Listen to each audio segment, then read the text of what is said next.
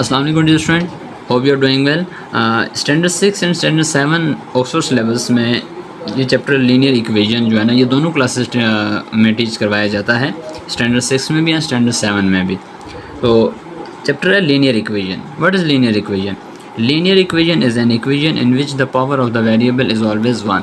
यानी कि ऐसी इक्वेशन जिसमें variable x y z whatever जो भी यूज़ हो रहा है उसकी जो पावर है वो हमेशा किसके इक्वल होने चाहिए? 1 के। इसे कहते हैं linear equation. For example 6x + 5 = 17। अब ये देखें, ये हमारे पास वेरिएबल है बट ये दो कांस्टेंट नंबर्स हैं, ठीक है। तो ऐसी इक्वेशन जिसमें वेरिएबल x की पावर किसके इक्वल हो? 1 के इक्वल। और ये इक्वेशन एक्सप्रेशन नहीं है क्योंकि बीच में इक्वल का सिंबल आ गया, सो ये इक्वेशन बन गई। लेकिन इसका नाम क्या होगा? लीनियर इक्वेशन इन 1 वेरिएबल, क्योंकि एक वेरिएबल इसमें इंक्लूड हुआ है, ठीक है। इसी तरह एक और एग्जांपल मैं इसमें दे दूँ। Let's suppose 6x + 5y = 17। ये भी लीनियर इक्वेशन है क्योंकि वेरिएबल x और y जो है यहाँ पर, इन दोनों की पावर क्या है? 1। तो इसे भी लीनियर इक्वेशन कहेंगे बट इसका नेम क्या होगा? Linear equation in 2 variable. Okay, कुछ क्वेश्चंस हैं। एक्सरसाइज 6A, ये स्टैंडर्ड 6 एंड 7 दोनों को पढ़ाई जाती है और ये बेसिक लेवल है, ठीक है। 6 स्टैंडर्ड में तो यही टीच करवाया जाता है बट इंटरमीडिएट लेवल में जो है ना वो स्टैंडर्ड 7 को करवाया जाता है। Solve which of the following equation. Question number 1 है x + 8 = 15। सो स्टूडेंट कैसे सोल्व होगा? डेफिनेटली आपको पता है कांस्टेंट वैल्यूज़ को एक तरफ करेंगे, +8 दूसरी साइड पे जाके क्या हो जाएगा? -8। 15 - 8 इनको सॉल्व करेंगे तो आंसर क्या आ जाएगा? 7, ठीक है। Simply x + 9 = -5। सो x = -5 - 9, क्योंकि 9 प्लस हो रहा था, इधर आके क्या हो जाएगा? माइनस। सो x = प्लस, साइन माइनस का ही रहेगा, ग्रेटर वैल्यू का साइन, लेकिन होंगे ये ऐड। सो 9 और 5 के आंसर आ जाएगा 14। क्लियर है? ये एक और पार्ट यहाँ पे सॉल्व है। y + 0.4 = 1.6। सो 0.4 ऐड हो रहा है, इस तरफ आके सब्ट्रैक्ट हो जाएगा। 1.6 से 0.4 माइनस करेंगे, आंसर क्या आ जाएगा? 1.2। y - 2.4 = 3.6। सो 2.4 माइनस हो रहा है, इस तरफ आके क्या हो जाएगा? प्लस 2.4। इन दोनों को हम ऐड करें तो आंसर क्या आ जाएगा? 6.0, ठीक है जी। नेक्स्ट क्वेश्चन है solve which of the following equation. Part number ए है 4x = -28। यानी कि ये भी लीनियर इक्वेशन है, लेकिन इसमें अब ये होगा कि जो कांस्टेंट नंबर्स को लेफ़्ट एंड राइट साइड पे ले जाने से ऐड एंड सब्ट्रैक्ट के बजाय मल्टीप्लिकेशन एंड डिवीजन इसमें आ गई है, ठीक है। 4x के साथ मल्टीप्लाई हो रहा है तो इस तरफ आके 28 से डिवाइड हो जाएगा। So 4 × 1 = 4 and 4 × 7 = 28, minus as it is आ जाएगा, साथ आंसर क्या आ जाएगा? 7। -24x = -144, ठीक है। सो आंसर क्या आ जाएगा? x इस तरफ रह जाएगा, 24 को ला कर डिवाइड कर देंगे। अब इसकी कैंसिलेशन कैसे होगी? 2 × 1 = 2, 2 × 2 = 4, 2 × 7 = 14 एंड 2 × 2 = 4। जबकि 2 × 3 = 6 एंड 1 इधर कैरी आ जाएगा 12, तो 2 × 6 = 12। ओके, 36/6।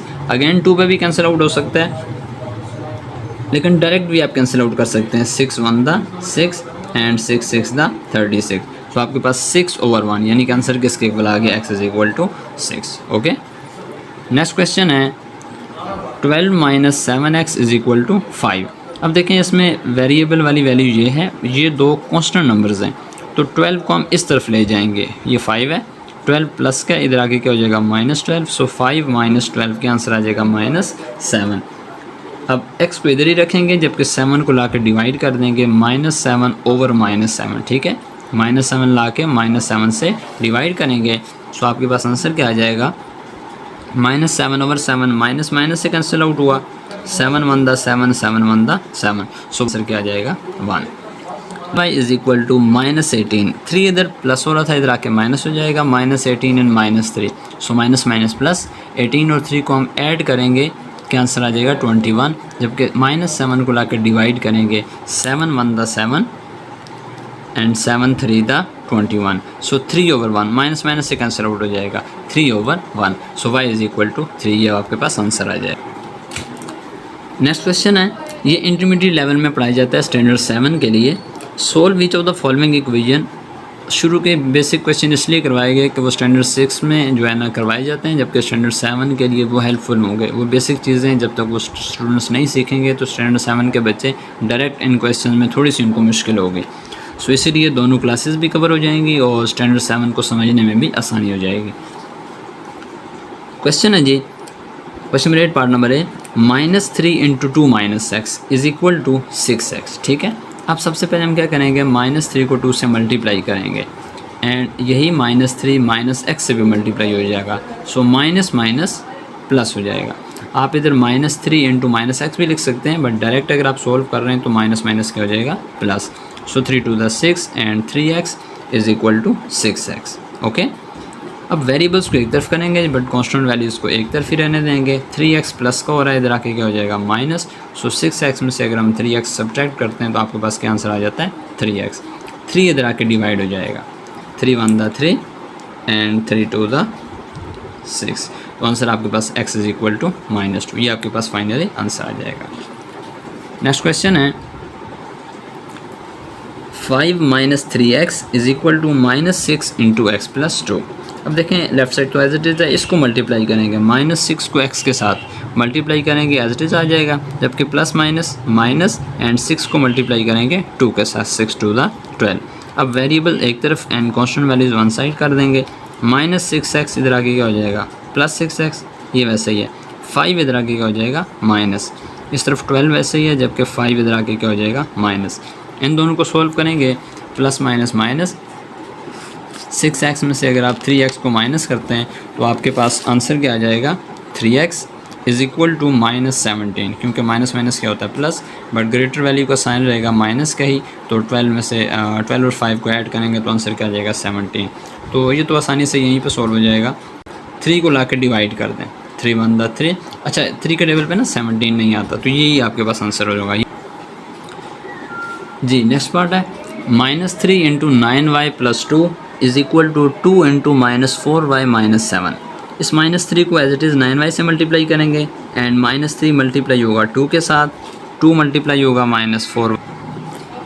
नहीं जी, 2 को मल्टीप्लाई करेंगे -4y से एंड 2 को मल्टीप्लाई करेंगे 7 के साथ, माइनस वैसे ही आ गया। ठीक है, 3 × 9 = 27, 3 × 2 = 6, 2 × 4 = 8 एंड 2 × 7 = 14।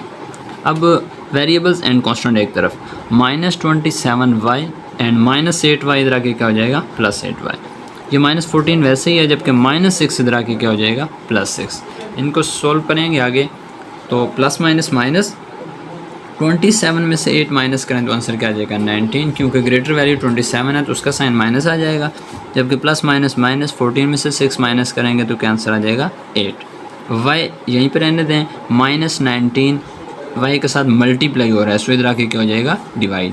माइनस माइनस से कैंसिल हो गया एंड 8/19, ये आपके पास फाइनली इसका आंसर आ जाएगा। Okay, -3 × 4y - 5 = -7 × -5 - 2। सो मल्टीप्लाई करेंगे -3 को 4y से एंड -3 को 5 के साथ, सो -5 माइनस माइनस क्या हो जाएगा, +3 × 5 = -7 को -5 से मल्टीप्लाई करेंगे, माइनस माइनस प्लस, 7 × 5 = 35 एंड 7 × 2 = 14। अभी देखें ये हमारे पास वैल्यूज़ वन साइडेड हमने कर ली हैं। अब होगा यूँ कि वेरिएबल्स एक तरफ हमने कर दिए, -12 इधर आके प्लस हो जाएगा, 35 आके माइनस, इन दोनों को सब्ट्रैक्ट करेंगे तो 20 आंसर है, इन दोनों को ऐड किया तो 20, इन दोनों को हम प्लस करेंगे 26y, सो 26 आके डिवाइड हो जाएगा, 20 एंड 26 2 के टेबल पे कैंसिल आउट हो सकता है, 2 13 द 26 एंड 2 10 द 20। पहले बिल्कुल सिंपली क्वेश्चंस थे, देन हमारे पास मल्टीप्लिकेशन एंड डिवीजन के आगे, तो अब ये हमारे पास फ्रैक्शन में वैल्यूज़ आ गई हैं। ठीक है, 5x + 1 / 3 = 7। 3 डिवाइड हो रहा है, 7 से मल्टीप्लाई हो जाएगा, 7 × 3 = 21।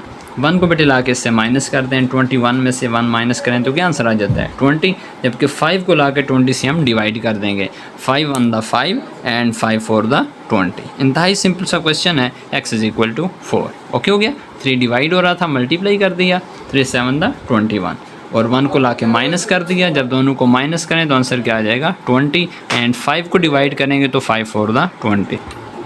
नेक्स्ट क्वेश्चन है 2x - 3 / 4 = x - 3 / 3। इसको बेटे क्रॉस मल्टीप्लाई कर देंगे, 3 मल्टीप्लाई होगा 2x माइनस 3 से, 4 मल्टीप्लाई होगा x माइनस 3 से।